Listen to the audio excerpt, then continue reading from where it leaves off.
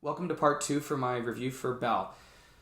Now, character or protagonist is what I covered in my first video. Now we're going to cover more of the plot. So, in You, Suzu becomes a mega sensation. I'm talking, like I said in my first video, Elvis Presley of the internet, superstar, Taylor Swift, Garth Brooks. We're talking big name, right? She becomes that big on You. Well, on You, she also discovers that a character named Justin is on the hunt for a beast who's wreaking havoc in You, kind of like a computer virus almost. And then she tracks down who this beast is, and she discovers this beast is not some, monster or beast. He's troubled. I can see a lot of inspiration from Disney's Beauty and the Beast, well, both the original and the remake. The only thing they did eliminate from the original Beauty and the Beast, or both Beauty and the Beast films, was the romance. There was no romance between this Belle and this character's beast. Okay. Big difference. The big difference was this beast was an emotionally scarred teenage boy. Very scarred by his violent dad. Him and his little brother. Oh boy. More on that in a different time. But anyways, so now that I mentioned that she is a singer, let's talk about the soundtrack. Oh my goodness.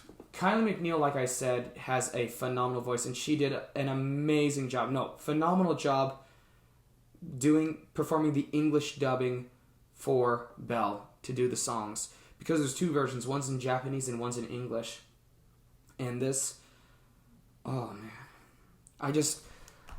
There's a reason I had to watch this movie 7 times. So I could find the right words to provide for this review. And the soundtrack it's groundbreaking. It'll make you, what is going on here? The theme for the U app, or the intro song, it's just, okay, I like the song. It's kind of like what happens at the beginning of Bradley Cooper's Star is Born with Lady Gaga. When Bradley Cooper sings at the beginning, it's like, whoa, look at this. I like this song. I like this soundtrack. Bring it on. Let's see. And then, of course, there's a climax. Spoilers. Are you ready? As you can see in the title, there are spoilers. There is a massive climax. And the climax is a song Suzu performs called A Million Miles Away, which is one of my all-time favorite songs. In that scene, she sings A Million Miles Away to try and bring the beast to her so they can pretty much track down who is this guy. Justin he's a bit of a jerk. Actually, no, he is a jerk. This Justin character, yeah, not a fan favorite. He's the kind of guy that you want to see lose. That's just how the movie. Some movies have that magic where you root for the bad guy, and then there's movies where you boo for the bad guy. In this movie, you boo for the villains.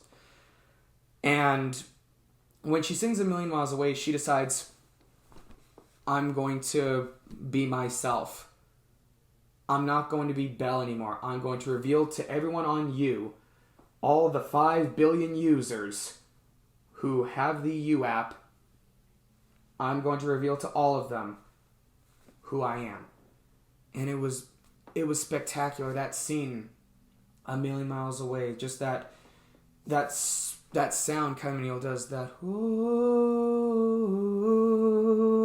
just it's like her voice was, opening the doorways. It was a bulldozer, the light in the dark. That is what her voice is like, Kylie McNeil. And it was a very touching scene. And I do still cry at that scene. It's tears of joy. It's such a moving scene and a moving song. And it made me feel, what would Freddie Mercury do?